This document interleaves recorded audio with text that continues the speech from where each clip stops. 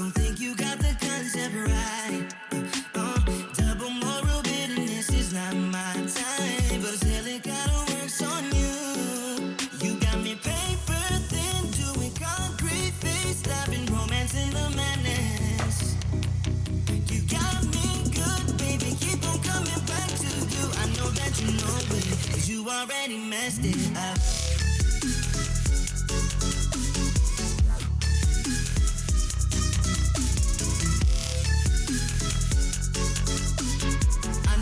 You know it, 'cause you already messed it up. I think you're addicted to drama. It keeps you sleeping at night. Keep losing your shit on my problems. You know that something ain't right. Blaming me for causing your insanity. I'm pretty sure you're born like this. Talk before you think it's your original touch, but I guess it kinda works on you. You got me paper thin, doing concrete face, stopping romance in the madness. You got me good, baby, keep on coming back to you. I know that you know it, 'cause you already messed it up.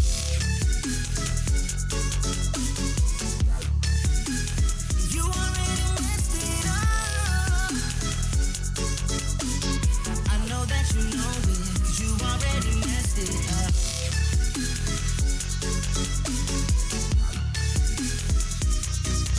You got me paper thin, doing concrete face, driving romance in the madness.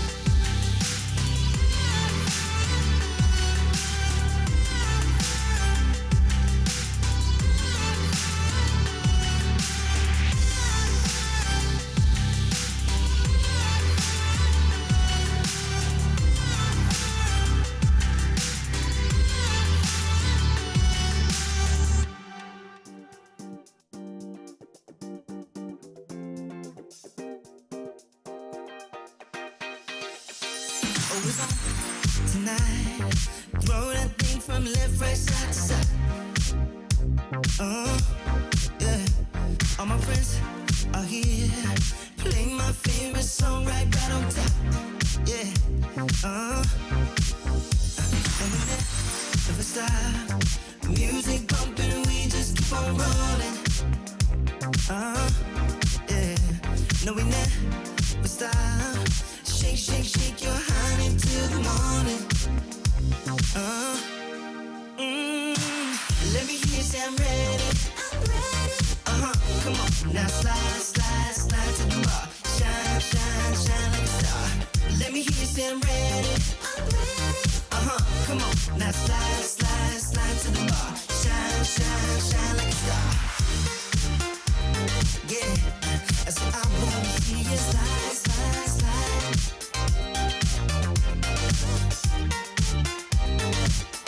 I said I wanna see you shine, shine, shine. Oh, it's on tonight. Throw that thing from left, right, side to side. Yeah. All my friends are here. Play my favorite song right on time. Ooh, and we never stop. Music pumping, we just keep on rolling. No, we never stop. Shake, shake, shake your honey till the morning. Let me hear you say I'm ready. Come on, now slide, slide, slide to the bar. Shine, shine, shine like a star. Let me hear you say I'm ready. Come on, now slide, slide, slide to the bar. Shine, shine, shine like a star. Yeah, I said I wanna see you slide, slide, slide. Yeah, come on now, now, now. I said I wanna see you shine, shine, shine.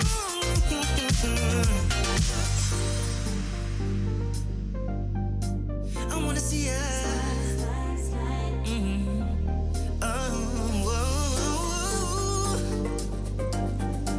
I wanna see ya. So let me hear you slide. I said I wanna see ya slide, slide, slide.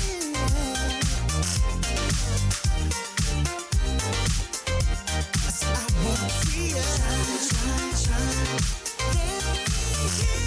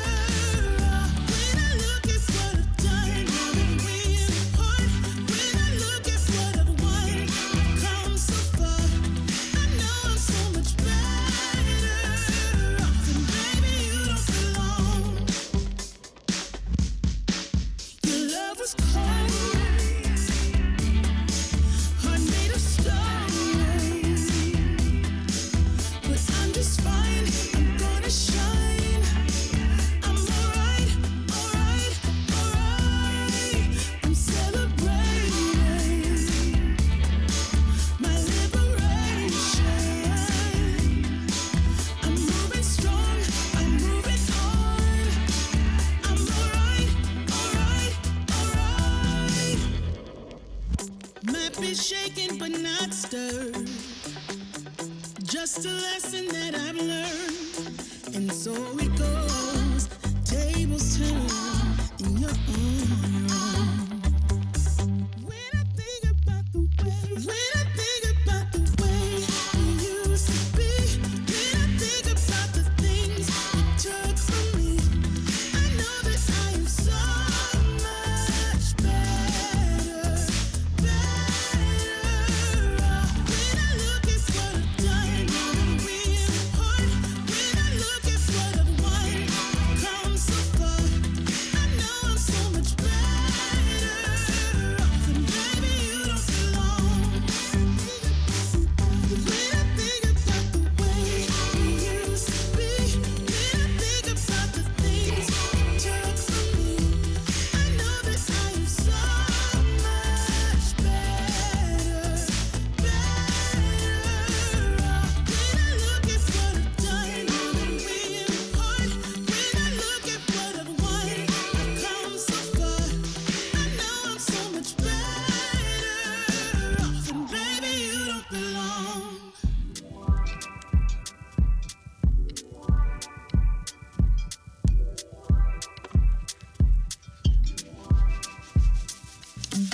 It's gonna be me, that's fine, it's a better way. Wait on, feeling is strong. I'm getting right of you, the wait's on.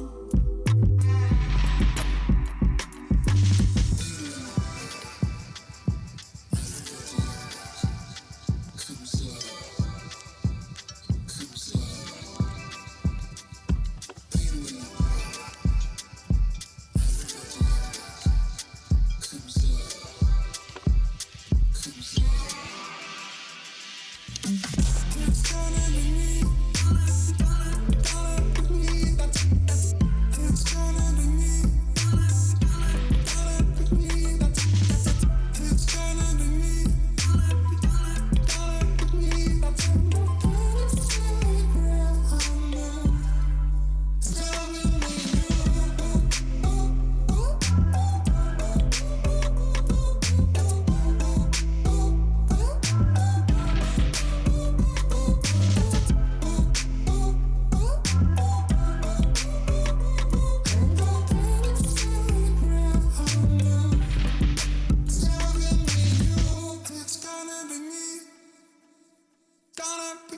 That's fine, it's a better way. Feeling is strong. I'm getting right of you, the wait's on. It's gonna be me, that's it's gonna be me, it's gonna be me.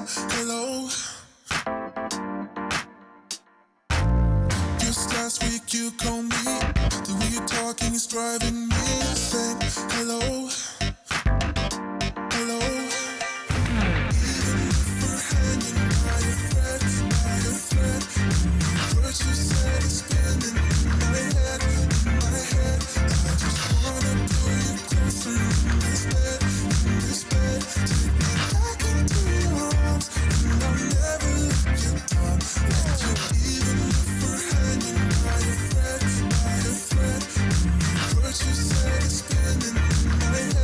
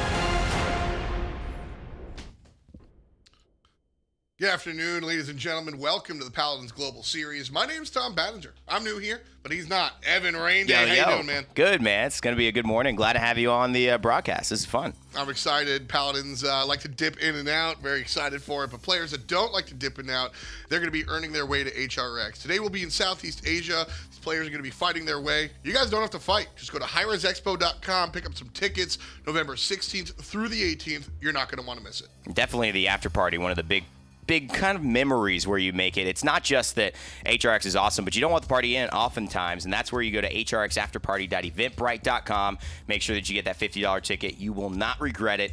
Trust me. Yeah, I mean, this is where you get to mix and mingle with all the friends that you've made in chat, whether it's, at home or at the different events that we've put on, so you certainly want to be there. And like I said, it's where your favorite players, favorite teams are going to be as well, so it's certainly a lot of fun to watch. But Southeast Asia, on the docket, we've got a nice head-to-head matchup. What can you tell us off the top about these teams? You know, SCA is such an interesting region. They kind of have their own day in the PGS, and that's fun because you really get to isolate what's going on in these four teams' kind of psyches and how they're playing against one another. Ryder clearly have had the better end of this split. They've gone lossless. They're looking to go undefeated here by taking on Authority. And then Five Gods will play Wolfpack. We saw in North America some of the teams like Ferocity and Isoflorix who were that 3-4 actually put out some pretty interesting picks. We saw Shaolin for the first time in a while. We saw Sky going in with some really fun. Yeah, it was really cool. So hopefully Ryder and Authority really have a contested set and show like, hey, even though you're going, we still feel we're the quality to be there. And hopefully we see some fun stuff on the second one.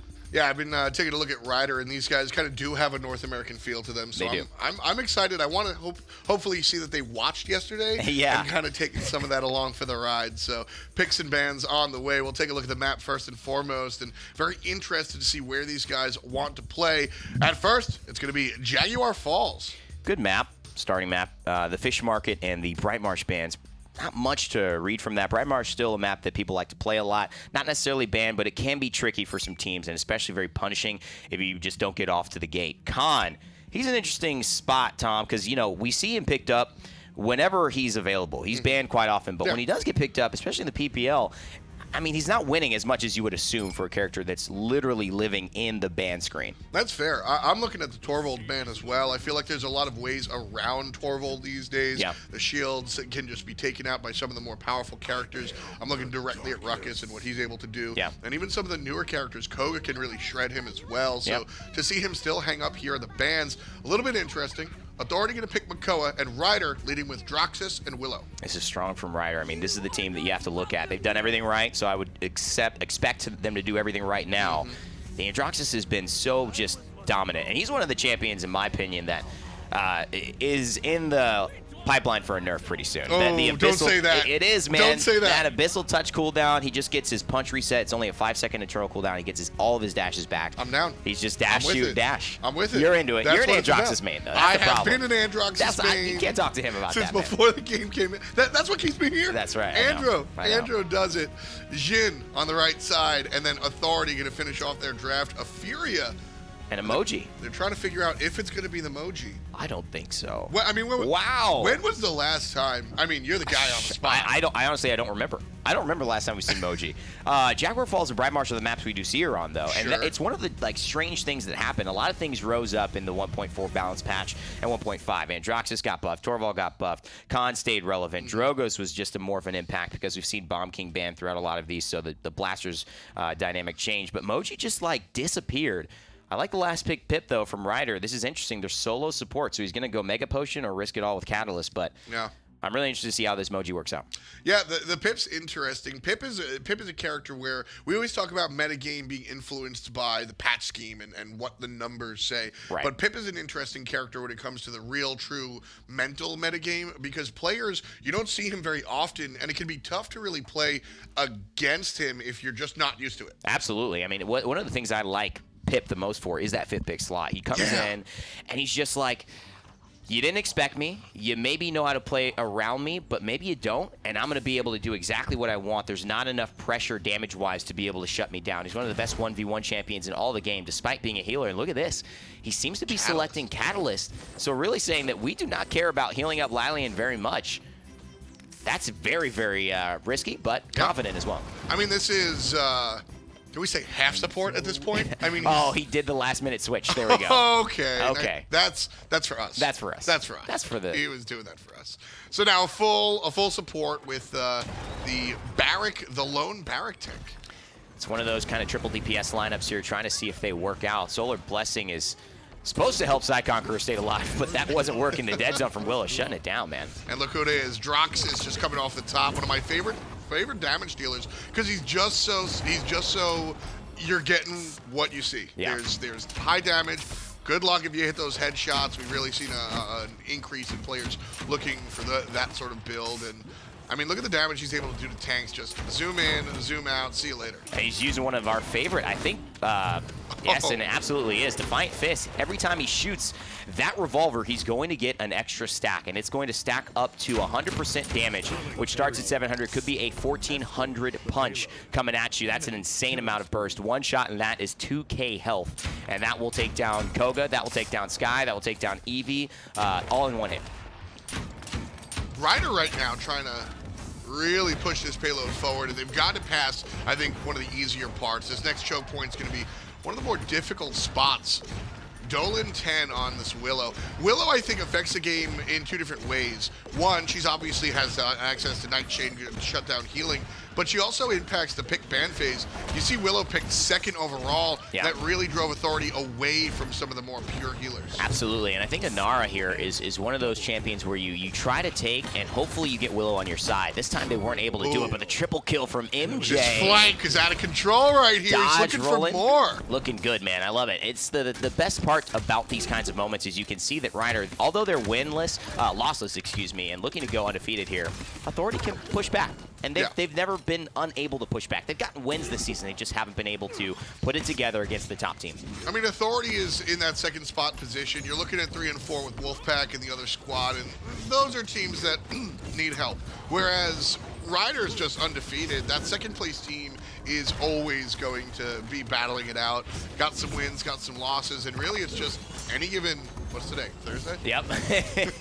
Any given Thursday. I like it. Sounds better than the Sunday they used for the movie. I don't know why they didn't go for Thursday.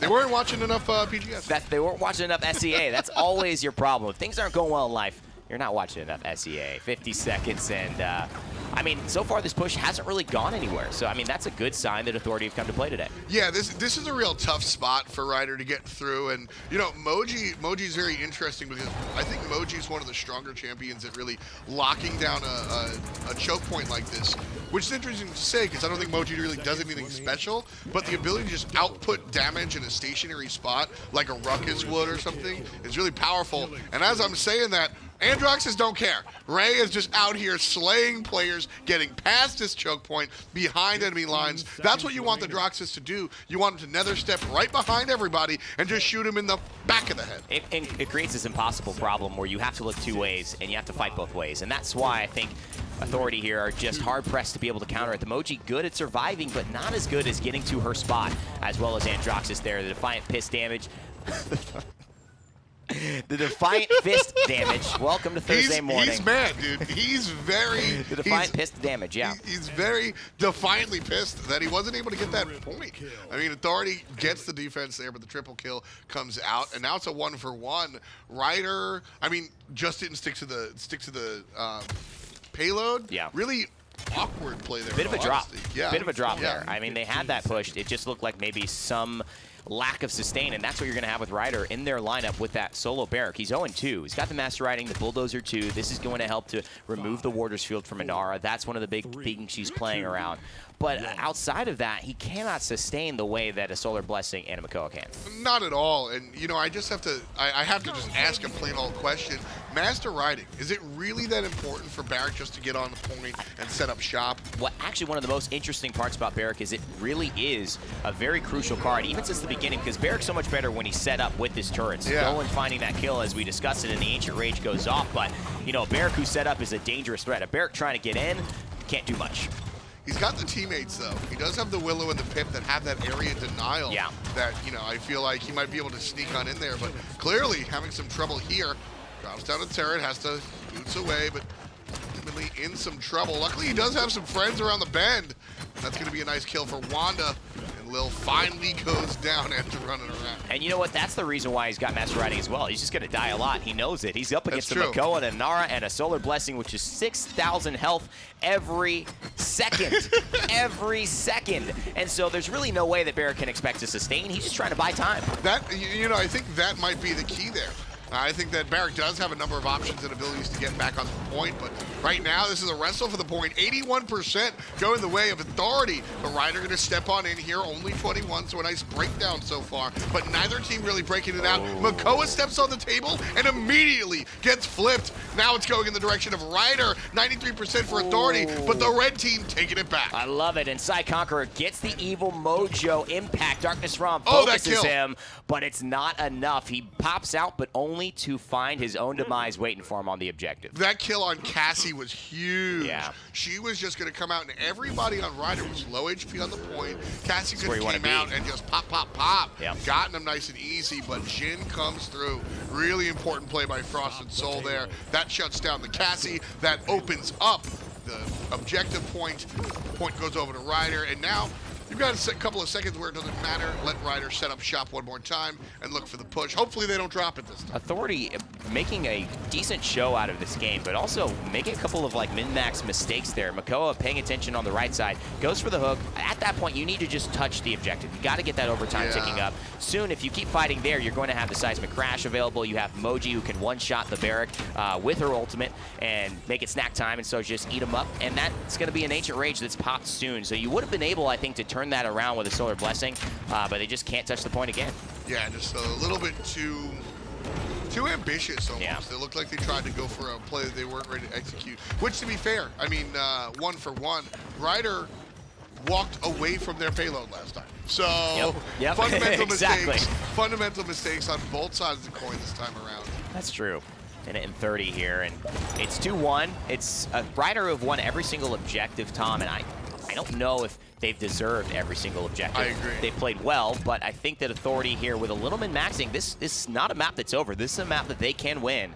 And sometimes the best things we see with teams like this who are really good at getting that 89, 99% before they die is just let the team push 2-0. You don't want that, but if it happens, it's not the worst because you get comeback mechanics. Exactly. And that means Inara, Makoa, Furia, they can capture even faster and get the job done. Yeah, I will go for a comeback mechanic. I will root for a fast cap if I have a Makoa and an Inara. Yeah. I mean, by the time the enemy even gets Inara down to half HP, you're done. Yeah. So that might be something that you're rooting for right there. Obviously, you don't come in.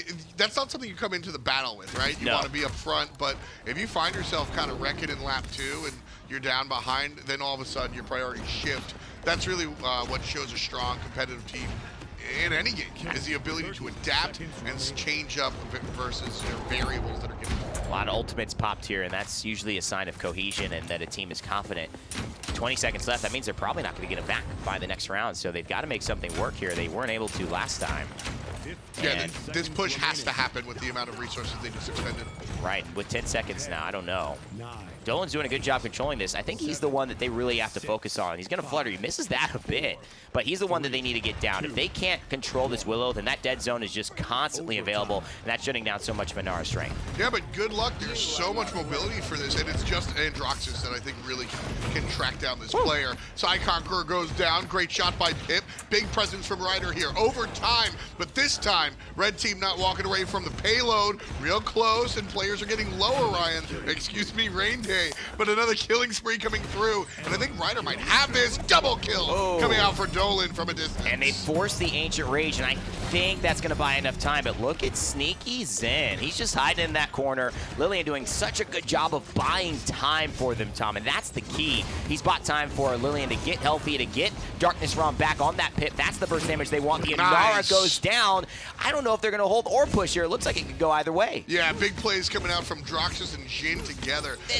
The damage they're able to do, but Jin low, 450. He finally gets taken out. Cassie nowhere near here. Ryder, they only have 2 players left here on the payload, and Barrett's getting real low. Turret killed MJ right there. That was unfortunate. Lillian with the tactical play there to put the turret where Cassie would eventually roll. He's been doing a good job. MJ, I think, is going to be the guy that turns the tide for him, Tom.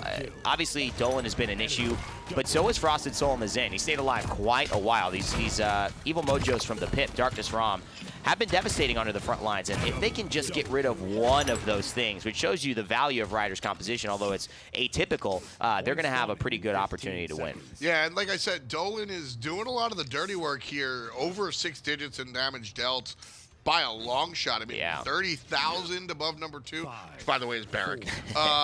Ignoring that point, who on Authority is really taking care of him? I mean, you're looking at Wanda with the hit scan on Furia, but everywhere else, it's really kind of difficult, I think, to really track down this Willow that's kind of bumping and weaving. I think it's MJ, and I think MJ's worried about I Am Ray getting off the leash, and I think that's the problem here. Exactly. And Ryder already onto the objective. Kind of a different fight here, and Dolan actually taking down Side Conqueror early on. You know, this is interesting 2 compositions, because I find that in Paladins, and correct me if I'm wrong, very rarely is it man-to-man defense. It's more of a scenario, but here I feel like this is very, both compositions have set themselves up for I've got my man, you've got your man. And the problem for Authority is that, well, I mean, the problem for both teams is that it's not very efficient, because the game's not built for that sort of play. I mean, and we're seeing the back and forth. Yeah, I mean, this back and forth here is unfortunate too, and you're seeing actually 2 big Solar Blessings whiff, and that's what we talk about. 6,000 health a second.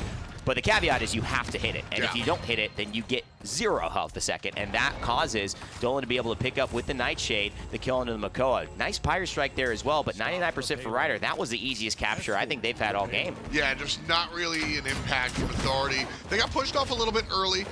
Droxus didn't really do much there. I was really looking at Willow. Now it's Androxus time, baby. Double un for the handgun man. And he's going to take care of the Makoa as well. Frosted Soul getting the last 2 hits. Big plays for Ryder here as they push right on through the hard choke point and just walk to the finish line. Full deicide, beautiful execution of that. Jumps up into the air, dashes again, hesitates, stutter step, dashes up one more time.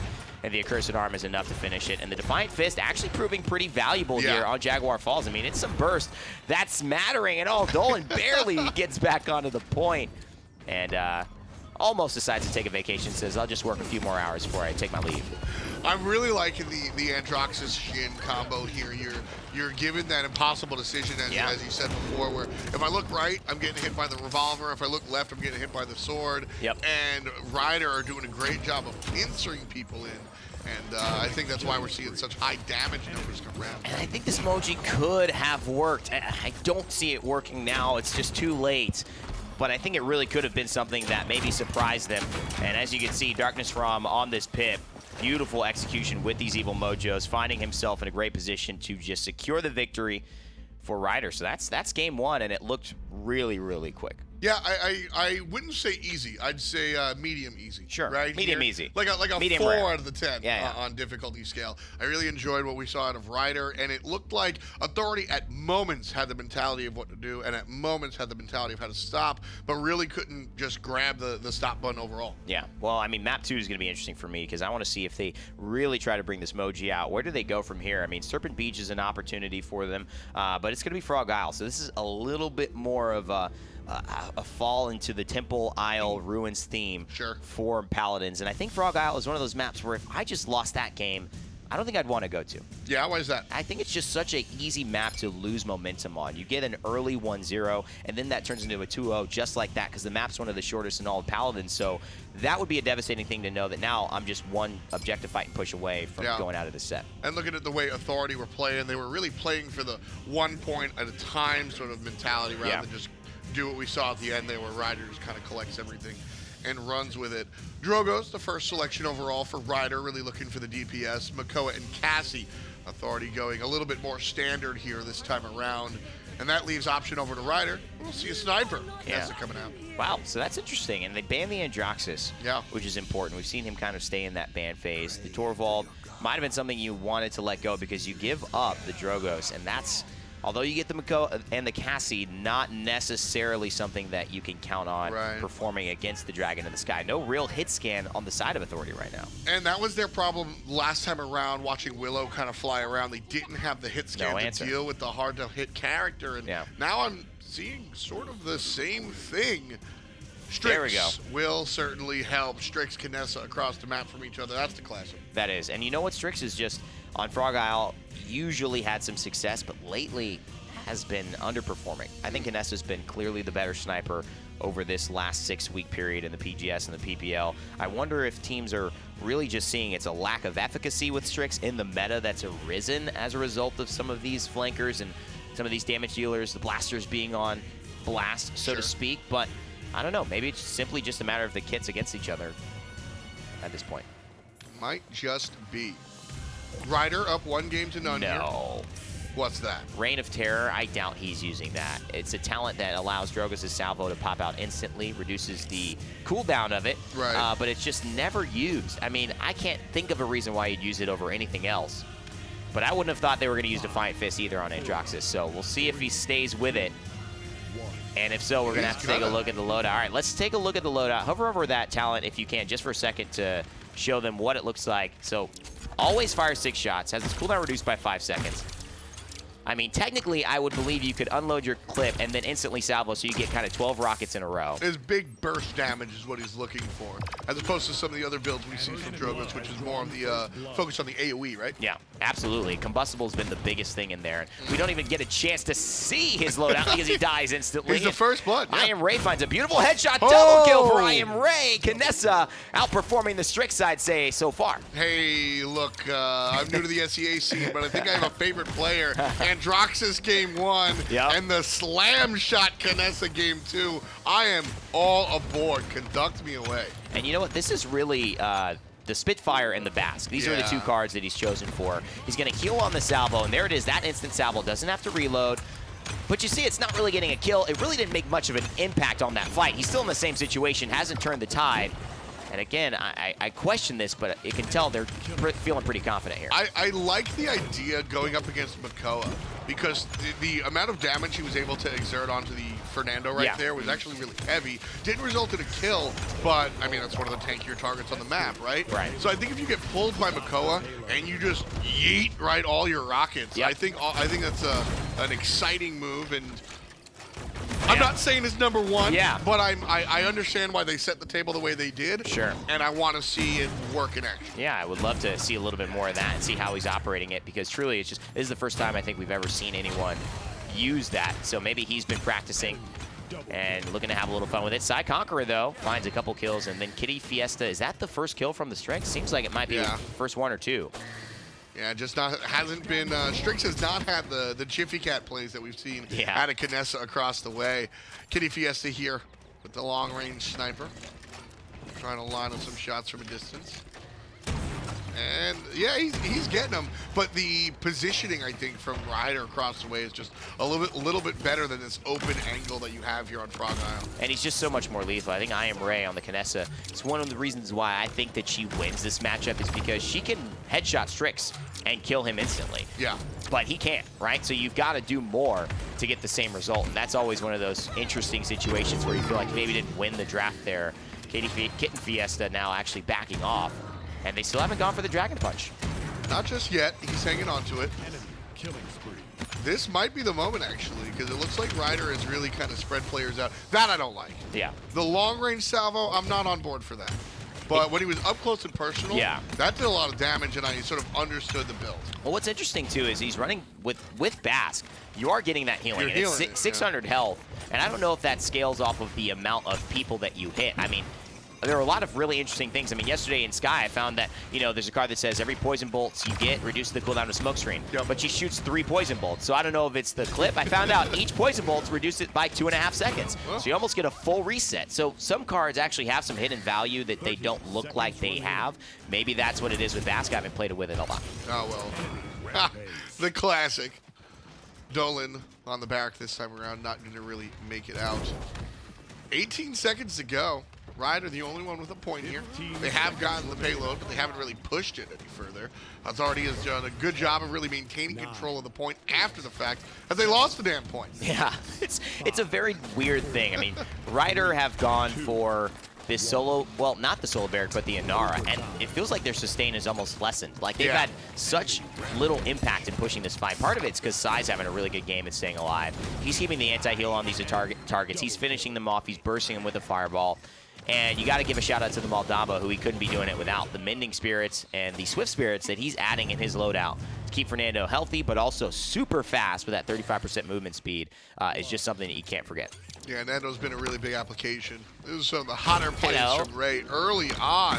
Goodbye. And just like the early 2000s. You a Hello Goodbye fan? No, but I do know some. I feel like if you told me one of their songs or sang it, I would know it. Nick probably knows it. Nick probably knows it. Pretty Hair's probably all over that. It's just that you remember that like indie rock pop with too many keyboard sound? Yeah. Yeah. No, I feel like that's like a very MGMT. It's a very familiar. I was a big MGMT fan. I'm sure I know a Hello Goodbye song, but I Yeah. just would have to know the one I'd know. Oh man, I can't even. We'll have to find out. Maybe Yeah. production will tell us There it the is. famous Hello Goodbye song. I don't think they will. I'm just going out. In your arms. I forgot. Wait a second. I totally know that song. Yeah, I forgot we had Jared on the ones and twos. Oh, they're pretty good. I mean, they tell me all the time. Yeah. Oh man. Now I need someone to sing it to me so I remember the melody. Pass. Hard pass. You brought it up. We'll have Ray sing you a lullaby. How about that? He's putting everybody else to sleep here from a distance. There's a couple of ultimates coming out as Authority trying to maintain control of the point. They've got about a quarter of it. Nice shots coming out from Drogos. I don't care what cards you got there. That was just good shooting. Yeah, and definitely made a little easier by the fact that it looked like he was stunned out from the seismic crash. Kitty Fiesta, whoo, that was a good shot right there. Gets taken down by the Dragon. Gets a little bit of healing, but again, the healing not enough to really change the fact that he's going to die if he gets aggressive, but Ryder still get control of the point. Yeah, that was, I was almost upset that he burned the salvo right before he got pulled, because that's what I want to see. Right. I want to see him get After pulled that. and just punished. That's really what I think this build is good at. Ryder with heavy control of the point. This looks like it's going to be theirs one more time, but now Authority wrestle it, and now they've got over 50%. And look at that. I mean, right after it looks like Ryder have got the objective. Not even close. Dragon Punch, I haven't seen many of them use this game. In fact, I don't think we've spectated one. Has he? And so there's a mentality of saving your ultimate. Yes. And then a mentality of how many missed ultimates have I had? Absolutely.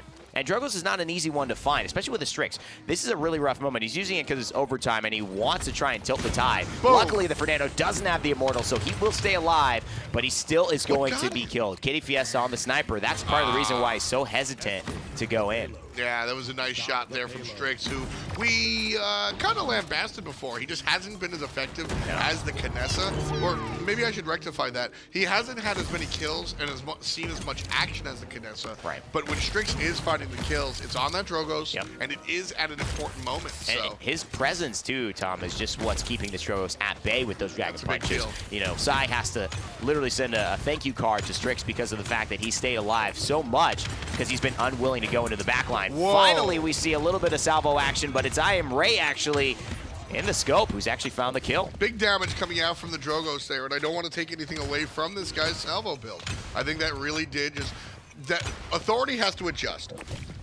You can't be clumped up against this particular build. Yeah. I mean, look at that. Just tossing the salvo right on through the corridor. Yeah, I mean, you can't deny that he's having a lot of salvos, and he's playing around it. One of the things that is in the card as well, Spitfire, this is reducing the cooldown of salvo for every time he hits somebody. That's his highest level card, right? Yeah, and I think that's going to be interesting. You see it's 12 seconds there, but before, when he hit it onto the corridor, it was 7 seconds on the cooldown. So he could very much snowball a fight if he just stays alive. What I'm seeing more with this build is that it can stay in the fight a little bit longer.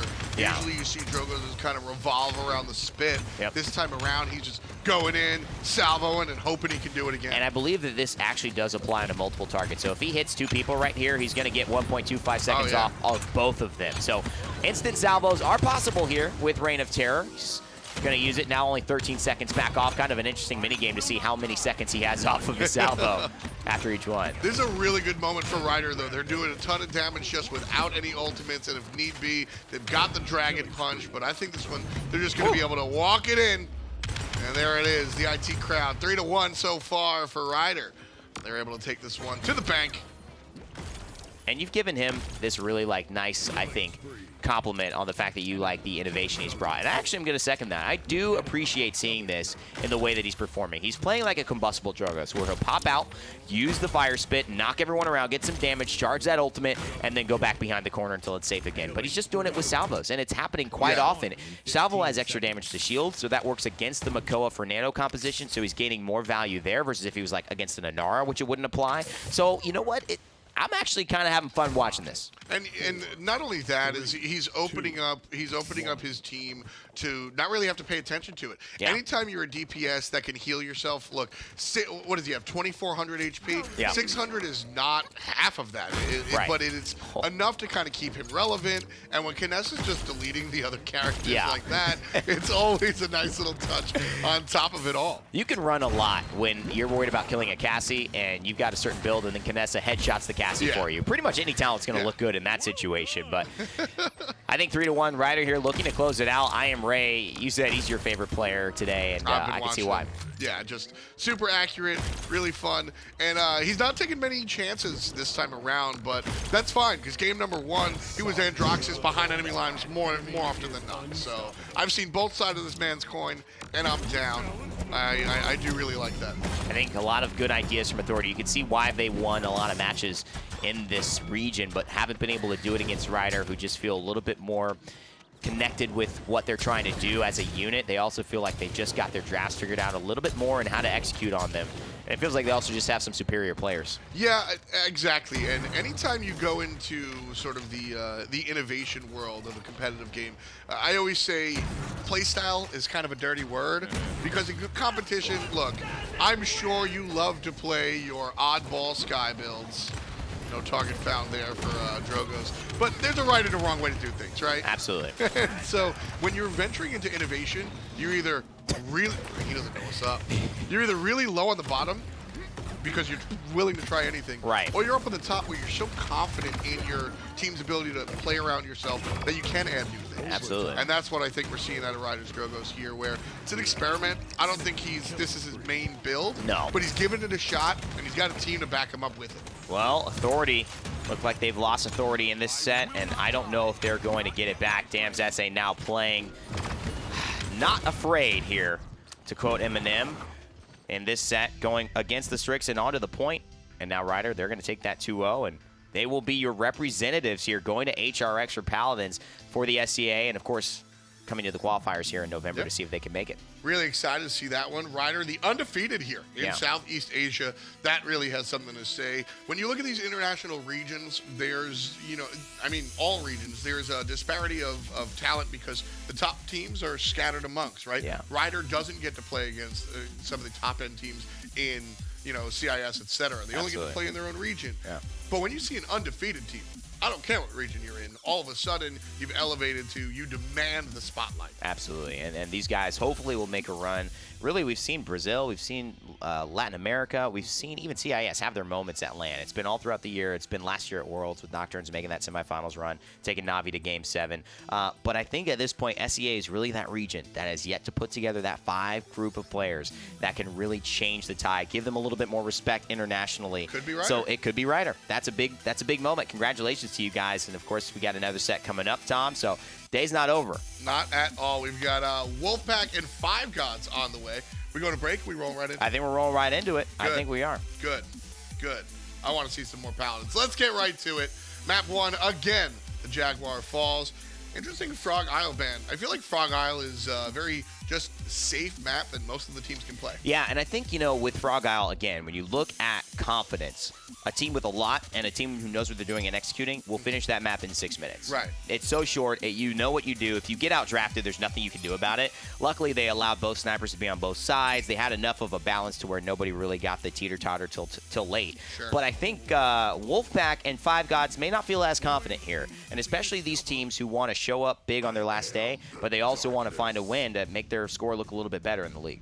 Torvald selected first and foremost. We saw him banned out, so we actually get to see the old man kind of rock this time around. Andro and Makoa being picked up by the Wolfpack. Meanwhile, across the way, Cassie to kind of deal with Androxus as he's soaring around. And Furia, because she's Furia. Because she's Furia. And she even got nerfed, and she's still Furia. I mean, that's how interesting I think Solar Blessing is and how difficult people have found to counter it when it actually works. It's one of those things that, you know, the onus is on the players to make it work, but when it does work, it's really just one where you can't give up, and there's no other better way to play her. It's really impressive. That's what I was talking about play style. Yeah. Right? You can have your own way of playing Furia, but you've got to go and really embrace the Solar Blessing because that's the right way to do things. Koga here, though. I'm excited for this. Not the...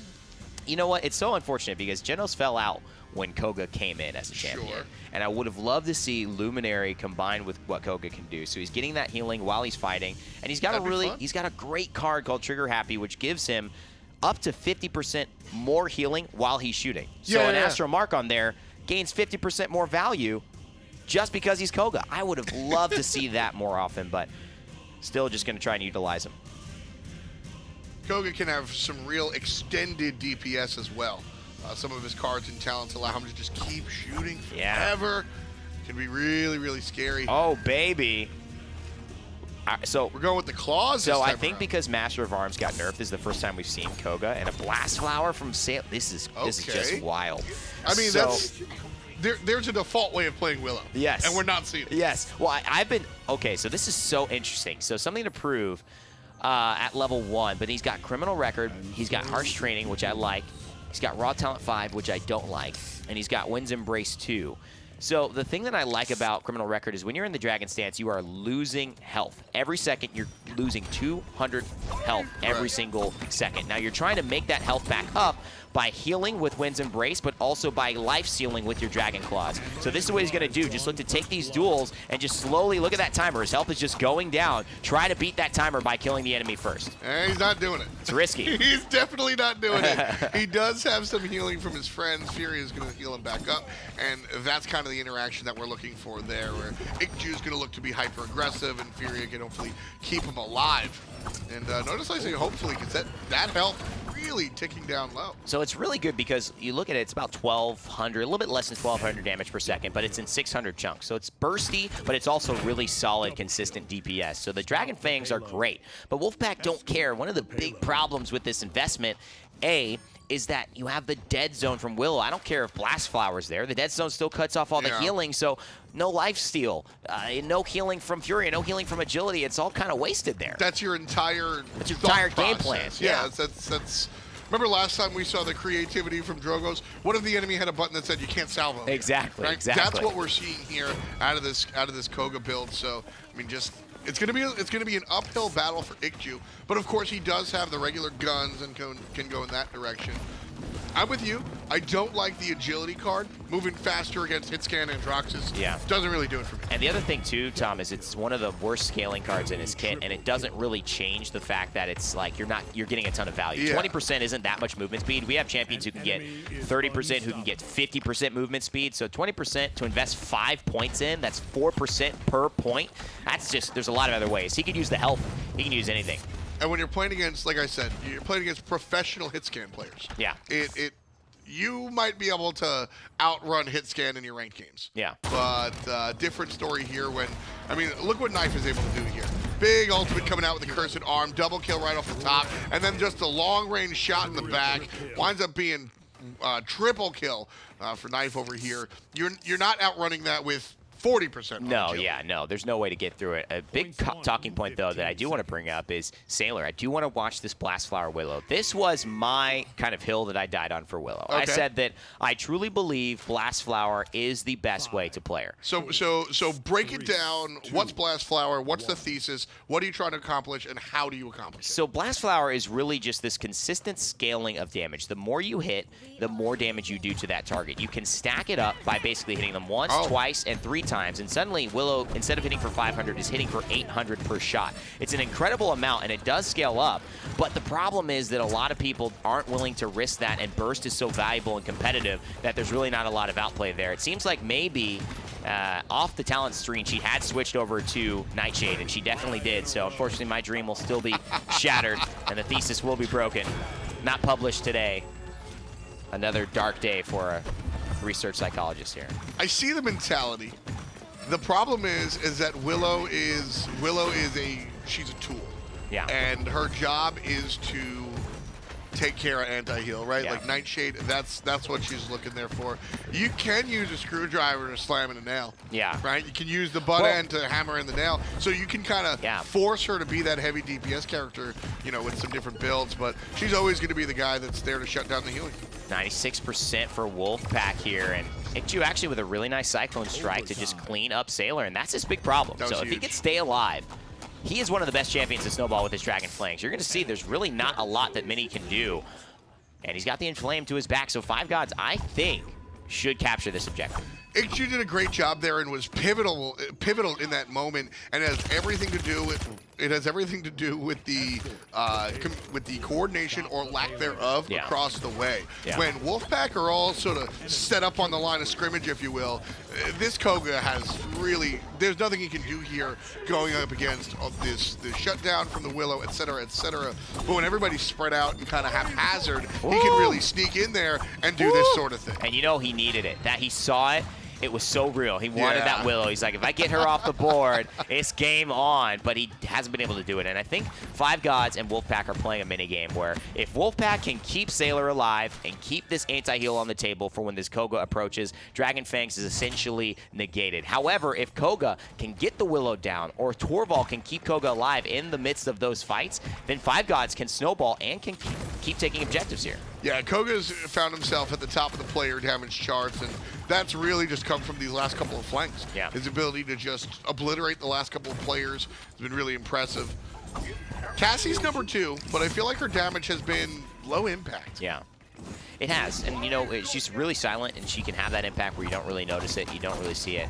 It's consistent damage, but look at this. It's kind of her claim to fame. It really is, and I think he's just space it out a little bit. I like that you're going for it. Space it out, beautiful plays, and here it is, man. Ooh. There's no one who can stop him. He can't be stopped. Yeah, again, just can't be stopped. He's so fast. He makes other fast people look not so fast. He's just out of his mind. And he's getting so supported by this Torvald too, which is really the key. Dragon Fangs, but with a Torvald bubble, giving each of your claws 30% more damage and lasting for 2,000 health shielding for 3 seconds is a big boon for this 1,900 health champion. Yeah, and this is sort of what I was saying before was when Wolfpack are all coordinated and in their sort of play set, if you will, he's not really doing much. But here he dismantled the defense as they were staggered and was just able to keep them staggered. Yep. It's all up to Knife right now. Trying to push forward even more so. 5 Gods on the defense. Knife doing a great job alongside his friends. Willow trying to push as well, but this looks like it just could be. Oh, nice kills there again from Knife. And just to stall out, 5 Gods smartly pushing back. Yep. And they have 15 seconds, but with the Androxus, it's tough. He's going to get a bunch of dismounts. If they find a kill here early and force him back, they will maybe give room to just touch the objective. I would probably put that onto Koga's job right here and see if he can get there. And he looks like Ikju is going to touch. Oh, wow. Just barely misses barely. it. Ikju, I like the attempt. Yeah. He almost got it. Maybe we can yell at the referee for that one. Come on, ref. Foot was on the line. Yeah, I mean, I'm a classic sports guy, and I've been watching I've been doing esports for a while, and I still feel like, come on. Yeah, he was right there. He was right there. Not going to be the case. Big highlights from Koga before that moment, though. And this is really what I was talking about. You were giving him a lot of credit here. This ability to just dismantle the opposition. Yeah. If 2 players are out of position, Koga just licks his chops, brings out the claws, and is really able to just go to town. And, you know, it's interesting to see the Koga and the Torvald finally. Rumpelstiltskin, one of my favorite names for this region. And I think that he is really allowing Ikju to do what he's doing. And did he make you guess his name? He absolutely did. And we have this whole, like, sowing gold thing going on. I still have yet to figure it out. I think he responded in my Twitter DMs, but I haven't checked it during the broadcast. Mr. Wolfie's here finding Ian Gremory. And Ikju in the backline, so a little precarious spot.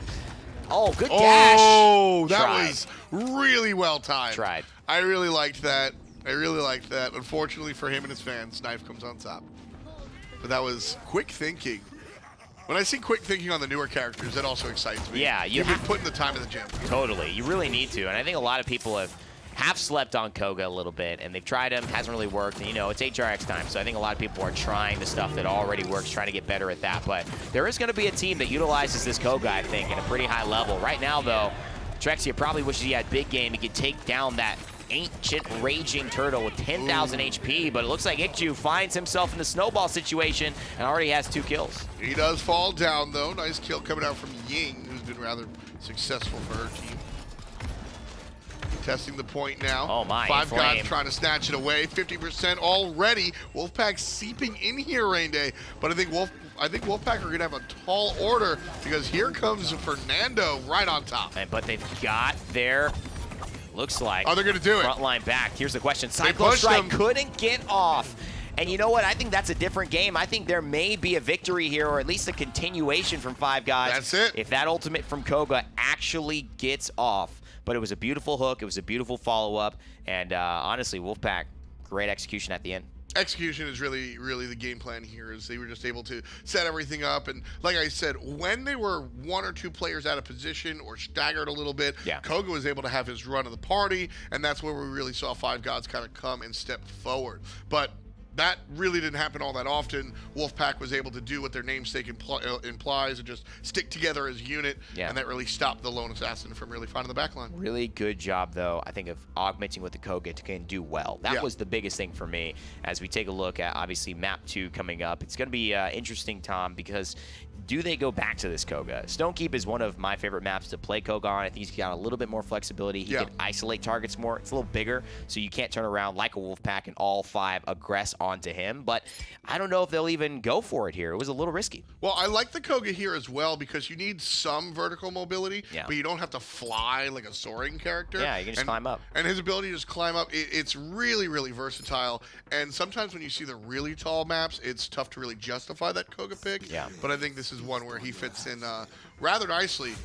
Five Gods, they are going to ban out the Willow, and we won't see the Torvald again. And the Androxus was a little bit too much to handle as well. First pick Maldamba leads us to a Furia selection for the Five Gods. And next to that, they'll bring along a Fernando, so frontline kind of figured out. Yeah, and this either says they've scrimmed something, or it just doesn't make sense to me, because if you have your Damba, then you know Wolfpack don't need a healer, so there's no reason to first pick your Furia unless they're going to go Damba Furia, which I don't expect them doing. I've never seen. So Fernando Drogos here could have been taken a little earlier, maybe prioritize another damage pick.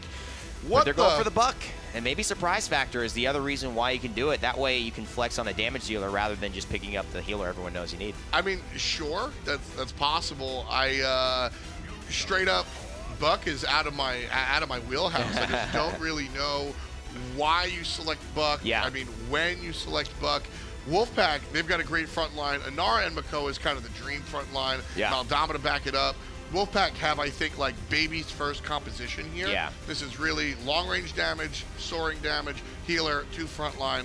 I like what Wolfpack have concocted.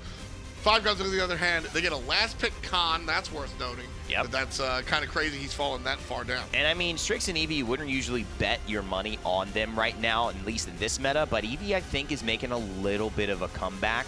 Not yet in the PPL, but I think in casual and ranked. And I think certainly as we head to LAN, we will see a little bit more of the Eevees played. And I also think that this is just a draft that maybe went in reverse. You have the Makoa and Nara Damba. Those are 3 great champions. And we actually saw this get on the side of, I think it was Authority, the first game that we saw in Jaguar Falls. They had this 3 pairing except the Furia instead with the Inara and the Makoa. Weren't able to pull it off, but could be a different day. That's interesting. Trexie going for the Worm Jets. Switching it up now. Yeah, a little bit interesting.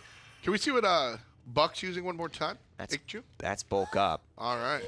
Which has been the style of Buck. It's a firing line con for Rumpelstiltskin. Still doesn't have some stuff for the spectator view. But this bulk up is really just about staying tanky. Yeah, reconstruction, deep breath. Just trying to stay alive the whole time like the Bee Gees. But what is he looking, I mean, is he going to be offensive, just kind of disrupt and distract like we're used to, or does he have a different application? It's offensive through constant pressure. I mean, he holds his corridor better than almost anyone else. Maybe a Zen at his prime with Luminary could basically burst him down, but no one can really kill Buck early game unless you have like a Death and Taxes Leon, which notably not a big conversation in SEA. Haven't seen her at all today. And I think Ixu is going to be able to control this very well, give Five Gods some space to work out of. Probably, you know what it is? Metagame is, like I said, region dependent as well, the players that you play against. And if there's not many Leon players, then Buck's going to be able to rise to prominence. I think this is a Snow Globe Eevee as well. I mean, if I'm looking at the indicator, that looks like a Snow Globe Eevee. Yeah. And so she's going to use her Ice Storm there. And she should have another one at 50%. In fact, it definitely was Snow Globe. And this is something we saw in North America kind of be a little popular earlier on. Just recently, right? Yeah. Snow Globe, a different approach to what Eevees normally do, and you're still getting all the mobility, but what else do you get out of Snow Globe? You get the lockdown. That's the big thing. You could take a Buck and say, yeah, you're going to heal up, but you're not going anywhere. That Heroic Leap is useless, and we're going to just find 2 members, and in a little bit of a flash, we're going to finish you off. But that Buck is right back at him, goes into the beautiful, beautiful shotgun ultimate. Is just hitting the headshots, hits a double kill with 1 shot. That's a triple kill as a result, but that shotgun finds so much value in that Buck Wild. I mean, that needs to be Haven, baby, or that needs to be Blast Shields because it hit 2 people at the same time. Yeah, that was a little disgusting. A little disgusting. That was sick in all of the best ways. Buck, you know what? That's what I get. I question the selection. Yep, I question the selection, and he's like, "Let me show you why." And Ikju's certainly not a slouch. There he is, just one more time, jumping into it. Gotta say, I'm liking the performance. Yeah, I mean, this is a really good draft. It really is. I like the way that they've implemented the Buck. Buck is starting to be a champion that I find can have some value, and we will see research because he's just a flank, but he's tanky. He's good damage. I mean, headshots with Buck. Hit for 1,000. That's the big deal. And you could really burst some players there. You have so much safety. And this Snow Globe Eevee has really yet to find her footing for 9. Yeah, and I think that's why she's a part of the 2 DPS. Like you said, Eevee's not really somebody you're kind of leaning on, but being just able to cast Ice Storm a little bit more often and more efficiently, really, really effective. And that lockdown, she's not pure DPS anymore. She's now bringing that lockdown, like you mentioned. Honestly, I think this is a really tough fight for, despite Wolfpack winning last game, to win here. I mean, the problem with the draft really lies in the Strix for me, because the Strix plays off of giving him some space. The Edie plays off of creating space because you have to worry about 2 other people and her. Yeah. But it's very, very difficult unless Makoa fills in that role of kind of this pseudo flanker.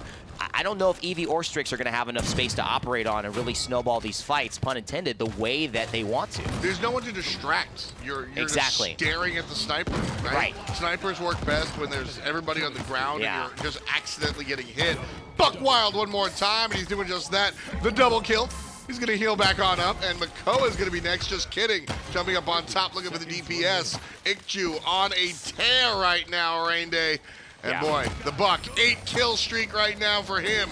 Rumpelstiltskin getting the last hit, but big boy damage. Had a big boy Buck.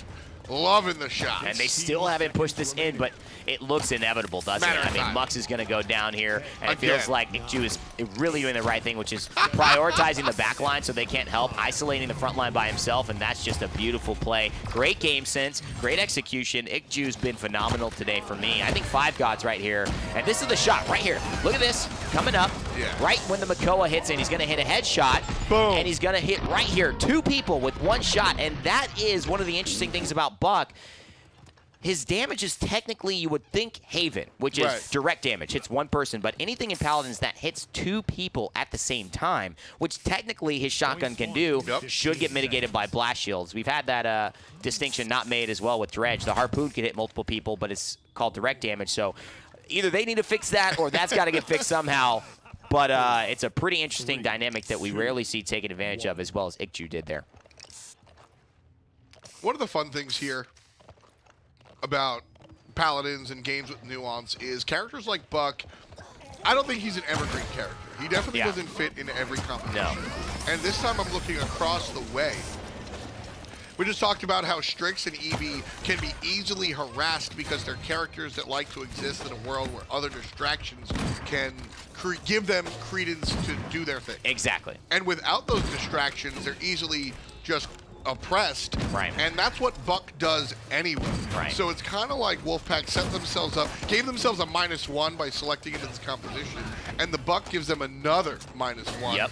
You're letting Buck do what he wants, and yes, Ikju is playing out of his mind, but it's also he's been given all of the tools to do this. And now this is where they might be able to succeed, Tom. You're absolutely right. I like that correlation of the -1/-1. And I think if you add a Zen or something like that to the Eevee, it's a +1/+1. Exactly. Because they both build off of each other and what they're doing. But Knife here finally getting a little bit of room to breathe. They got the early kills. They've got the snowball. People are coming into where he's already set up. And also, they've got the upper keep, which is important too. And that's a big Dread Serpent from Sacred Asura. They just want to secure this point fight. And now Knife can start to apply pressure. He's the one who's hunting on the Wolfpack. Yeah, now this is really what he's looking for, is to play aggressive and be the oppressor. And I think that this is really what this Wolfpack composition is made for. It's not going to drag race you. It needs to get there first and then just push you out, because pushing into a world with a sniper rifle and an Eevee flying around, that's hard as hell. Absolutely. That's not something you want to do. But if you get to the spot first, Strix is shooting at you with his little pistol, and Eevee's kind of out of ammo, and that's really where you can take advantage. And that's why Buck has been so successful jumping into the opposition and cutting them down. There were 2 mistakes, and as we are in this kind of scramble here, no one's really stabilized. Haven't had full kills everywhere. Mr. Wolf is in the back line. He's going into the Ancient Rage.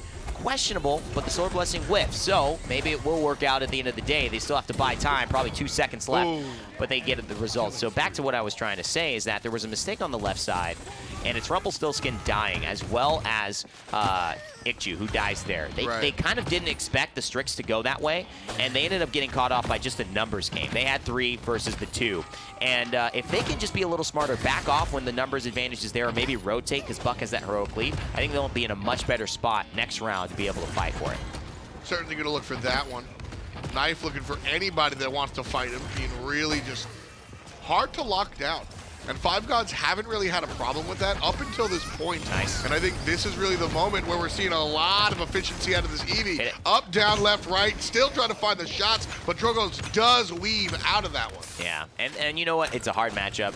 I mean, Blaster v. Blaster. Yeah. You know, Bomb King kind of can mess with the Drogos a lot because he can self-detonate those bombs and get a little more accuracy. Eevees really have to be, I mean, you have to say, that's one of the best Eevee shots I've seen in order for the Eevee matchup to work against the Drogos. Some players will do it.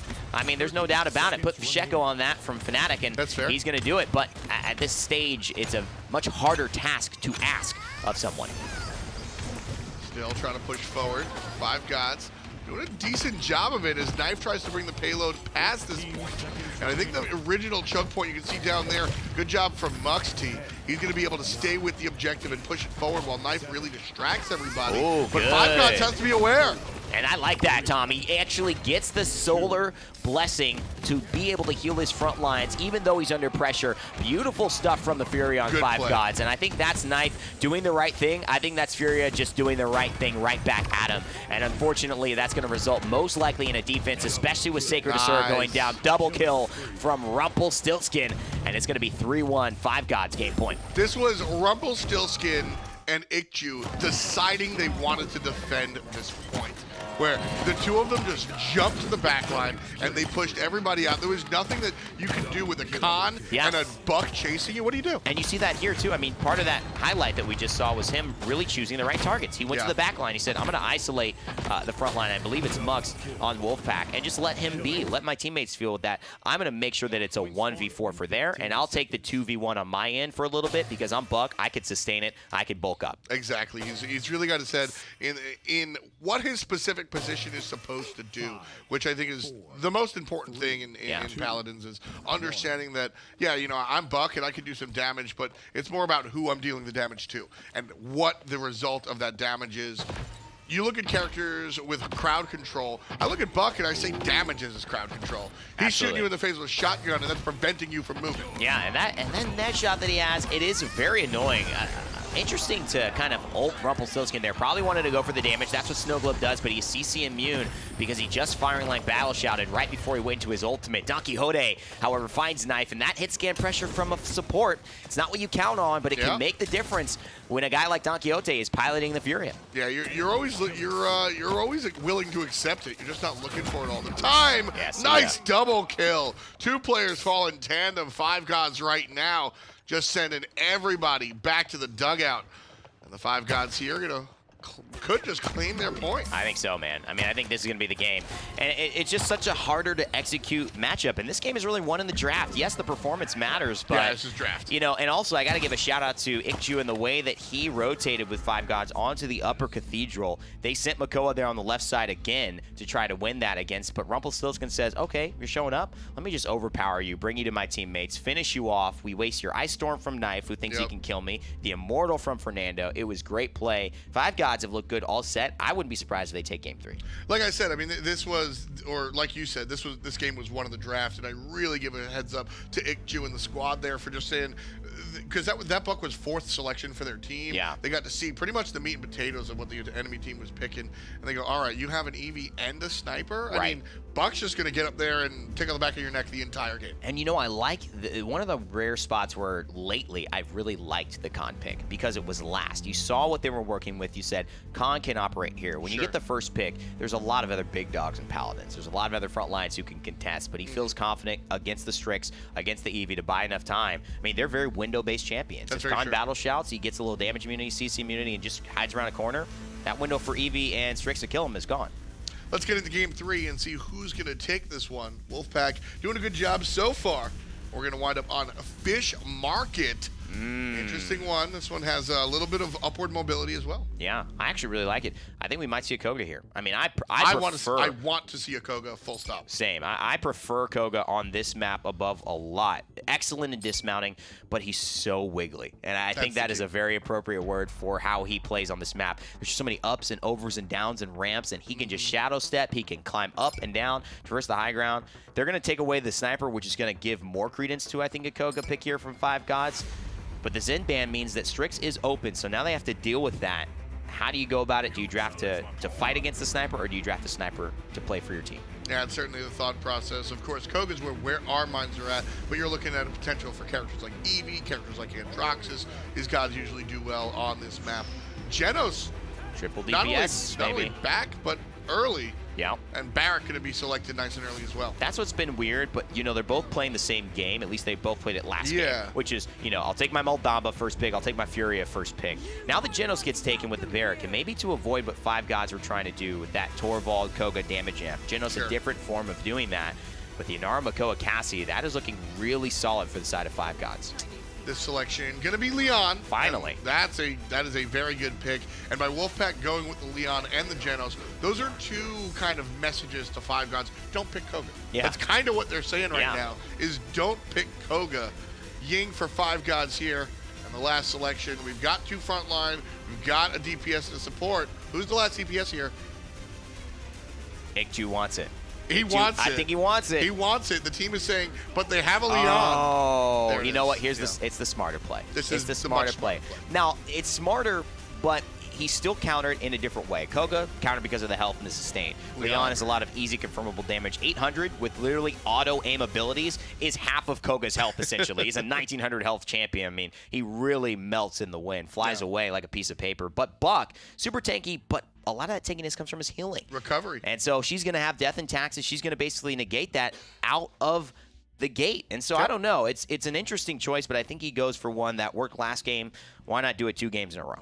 Exactly. And as we take our places on the battlefield, Wolfpack versus their opposition here, 5 Gods. It's going to be an interesting one. I think this map has a lot of ins and outs. That's why we were talking about Koga so highly. But I think Buck is going to be able to do a sort of similar thing. With that said, I know that I come with the level of Androxus bias. Yes. But that said, flat out, Sailor and Knife right here, I think, just have really, really advantageous positions because they're able to be so mobile. Now, I think the mobility is so important here. Super, super true, man. And a couple of different talents that we've seen. Okay, now it is Defiant Fist, so this maybe has just made its way into SEA. Rumpelstiltskin with the Treacherous Ground. That's going to be important, shutting down a lot of these flanks. If Andro gets caught in that, I don't care how many dashes you have, you can't move because you're crippled. You know, when we talk about the Androxus talents, I speak to some of the players, I speak to some of the analysts, and the headshots are kind of icing on the cake. Yeah, absolutely. Where you're actively looking for the Defiant Fist. Oh my God! Knife gets the combustible, and that's just a Makoa in the water. He got sent home, but he didn't realize his trip was over. A turtle made it to the water. We did it, boys. Knife coming through and making it happen. Going to take a brief pause in the action from Sacred Surrey. He's got to step back and look at that one a second time. Yeah. That was hilarious. Well, you don't often see that, but it is a very precarious, situation. It's not called Fish Market for no reason. It's a port. Exactly. It's a port, and it's a cool way to think about it. I think that's a map just recently got some touch-ups art-wise visually, but that's a map that I think could come to life a little bit. Some fish are hanging on the top. You see maybe a guy chilling in the corner fishing on the corner. What kind of fish? Honestly, I don't know what kind of fish. It looks like a bass. A bass? A bass. I'm not into bass. I'm not a bass guy I like either. salmon. I like salmon as well. Yeah. Have you ever had the tuna? The tuna? Tuna's okay. I like mahi as well. Your mahi. The mahi is really where I like the mahi. I prefer the tuna. And I will sometimes dabble in the... You got another one there? Yeah, the yellow tail. the yellow tail. The yellow tail. Oh, yeah. Yeah, that's We're just going to say that one. Yeah. Just yellow. Yeah, we're just going to say it normally. Rebel Stillskin falling down here as Wolfpack wrestling control of the point. And this one nice and easy. Five Gods not really making impact. Just bouncing around like a salmon. Yeah, like a salmon out of the water. And Ikju not really finding value with that buck. One of the issues is Buck a little bit more pronounced when he does show up on that heroic leap. So what we'll see a lot of great players do is just stay on that mount for as long as possible. Finding the right angles, though, can be difficult. Atrexia here on this exaction Cassie, which we don't see often, but after the dodge roll, we'll see that bonus damage applied to her next shot. That's the old school Cassie. It's the old school Cassie. It's been a little bit of a comeback. I think he played it actually earlier in game 1. I mean, that's big damage. It is. That really is big boy damage coming out from there. I mean, what's the trade-off? What do we normally see? Usually, well, right now we're actually seeing a lot of a resurgence in big game, which is every time you hit your disengage, you then do basically 10% of a target's HP, I believe, added on to your 680 that you already do. Woo! So beautiful stuff from Sacred Asura. I'm so surprised we haven't seen the Leon earlier on. Yeah, Leon and Sailor together. Sacred Asura and Sailor have just been, hey, you want to kill this guy? Yeah, I'm let's down. do it. You want to kill this guy? Slide to the left. Kill him, slide to the right. 2 kills this time. Exactly. And I think they're definitely looking to keep their channels not so crisscrossed. I think in terms of the methodology of how to approach this, they just seem pretty straightforward in aggressing onto Ikju whenever he shows up. And this has not been the same type of performance we've seen from him in game 1 or game 2. The mobility of Wolfpack has really just kind of messed up what Buck's looking for. Last game, sure, Eevee was incredibly mobile, but Strix certainly wasn't. And when Eevee's mobile, then Buck can just look for the only other DPS. Here, he doesn't have the decision-making ability to really go for the characters that are more vulnerable, and Andro and Leon are just kind of shooting from a distance. Yeah, it's just, this is where you look Easy, at it, and easy. Fish Market is just such a rough map when things don't go your way. It's so easy to continue the push, and here it is. Turtle made it to the water. Just like that. Went on home. And he has somehow found his way back out, but that was a brief trip he didn't expect to take. A little bit of forced PTO there. I mean, this is Fish Market. I mean, turtle soup. Turtles are they amphibians or reptiles? Wow. Do you know how many times that question has been asked on our broadcast? 1? No. Times that by about 100. So 100? Yes. Oh. That's a good. Wow, you're gonna. I crush it. That's crazy. You want to hear something else? What? Ask me what 2 + 2 is. What is 2 + 2? 4. Jeez, so, dude, what are you doing here? That's what I'm saying, man. I could be working at like Caltech. That checks out. Yeah, I mean, see, we're getting production multiple just checked it, sources see? saying that checks out. Ask Wow. me what like we'll go big. Ask me what 20 + 20 is. What's 20 + 20? 40. What the heck? Woof. Look at that. Dude, you need to be saving the world somewhere. That's what I'm saying. Global warming needs you. Because right now, we're not getting a lot of love on it. I don't know, man. I don't know. I'm a little too hot to handle, so I might heat up the globe. You might heat up the globe there. Okay. I like it, man. Definitely heating up the action here for Five Gods. Wolfpack trying to fire back. Knife here on the Drogo's looking at land downs, get a little spray action in process, and the combustible has been super effective for him. And I just feel like there's too much anti-heal, there's too much area pressure for anybody on 5 gods to really sustain. Last time we talked about the negative applications which made Buck so exciting, right? There was the downside across the way because of the character selection, and then he just excelled. Now we're seeing the opposite. I mean, Buck wants to work through a lot of healing, and he's just getting his healing shut down. There's too many, again, -1s, too many negative variables on his side for this really to be a pick. I said before, he's not evergreen. This is not a character that you can just go to anytime you want, and I think that Koga would have had a hard time here because of Leon, but could still do his thing. Yeah. Buck's entire thing is kind of rained out. Exactly. And the more important thing to talk about right now is the amphibian. Yeah, well, I never got an answer there. I do math, not biology. What would you bet on? Because I know that I know it, but I'm curious. I mean, so turtles are dinosaurs, so I got to say reptile. Yeah. But they also do you know go the in distinction the between an amphibian and a reptile? It's one of those things you just know, but you forget, and then you were like, oh yeah. I mean, amphibian is land and water. They're a hybrid land and water creature. I'm trying to think. See, it's okay. Both of them lay eggs. Yes. Both of them lay eggs. You're close. You're closest to the distinction. Live birth versus eggs. Where they lay eggs. Okay, so turtles lay their eggs and bury them in the sand. Right. So where was a frog who's an amphibian lay their eggs? Well, they lay their eggs underwater because tadpoles, it's like a 6-week vegetation state. So turtles are reptiles because they lay their eggs on land, whereas if they laid their eggs in the water, they would be amphibians. That's the distinction. Yeah, exactly. Good job. You figured it out. That was a question that we literally ask about Mako. I mean, we had a phase. I don't know. Is we ask that turtle? like every day. He is a turtle. Yes. He's not a tortoise? No, I don't think he would fall into tortoise. I'm looking at your face. You have no idea if he's a tortoise or a turtle. Well, you know, I don't think it's in his lore either way. You know what the difference between It's up for us to decide. You know what the difference is between a turtle and a tortoise? No, I didn't really know that there was a difference. There's definitely a difference. What is it? Can't tell you. Why not? I told you the amphibian reptile thing. I'm just not allowed to tell you. Okay. All right. Can't tell you. That's code for I don't know. But you know what? Ask me what happens if you get 3 turtles and 3 more turtles. What happens if you get 3 turtles and 3 more turtles? You get 6 turtles. Oh my God. Wolfpack getting the win here, just like that. 0 + 4 is 4 points. That's how many points they needed to take care of this game. Look at me, I'm on fire. You're on fire, just man. like the Wolfpack. SEA. Nice looks there. The Nobel Prize is calling you. I mean, I'm on the way. You definitely. I mean, I could see. You know, there's a huge cash prize for that, right? Really? Yeah. It's like a couple $1 million. I mean, ask me what 6 + 6 is. You're gonna get nominated after this. All the office votes for you, and you might get nominated. Think about it. Think about it out there. Yeah, I mean, that wraps it up, Tom. That was a really good match, and I actually really enjoyed seeing that last one. It's great when a team like 5 Gods and Wolfpack can have a competitive set and then give us a show at the end of what was pretty long PGS season, but a fun one. For sure. Ryder also staying undefeated. Let's take a look at the snapshot of SEA and where them and all their teammates are standing. Ryder takes the victory earlier on, keeping that undefeated record intact. Authority SEA puts on a nice show, but unfortunately does fall to the #1 contender. And 3-3, 2-4, 1-5, everybody taking losses to Ryder. But you know what's interesting is 5 Gods actually got themselves a win. And I think this is one of the rare regions where we do not see an 0-5 team at the bottom, which means that, you know, SEA competitive till the day they die.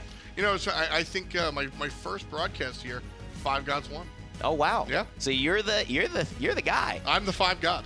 I'm the 5 God. You're the 6 God. Yeah. Well, that's Drake. That's Drake. I don't know if I'm Drake. Maybe you're the 7th. Maybe that is possible. Tomorrow we're going to take a trip over to CIS. We'll see Fiasco Bros, B5, and Armada kind of team up, and then of course Friday, Bienvenidos. We're down to Latin America again. Huge day. B5 and Armada fighting for first place, undecided now. Zaga Talent Gaming and Free Agent Boys, which is where Kate, formerly known as Nocturnes Gaming, and all those guys are playing to try and qualify. They're in second. They've got to win to even have a chance to make it to HRX. Huge games at 11 a.m. Eastern time for our PGS tomorrow. Yeah, you don't want to miss it. Again, the players got to play through everything. HighRiseExpo.com. All you got to do is buy tickets.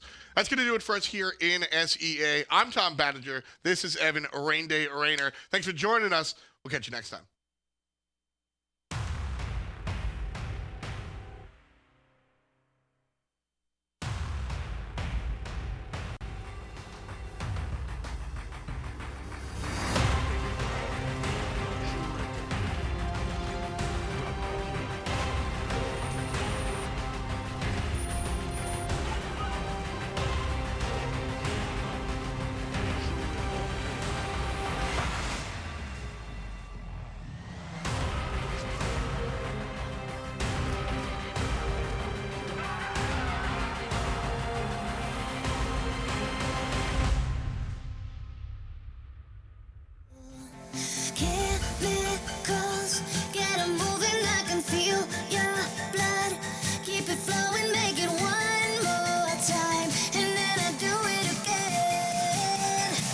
Let you in under my skin, skin. Hey, let you in under my skin. Oh, oh. Let you in under my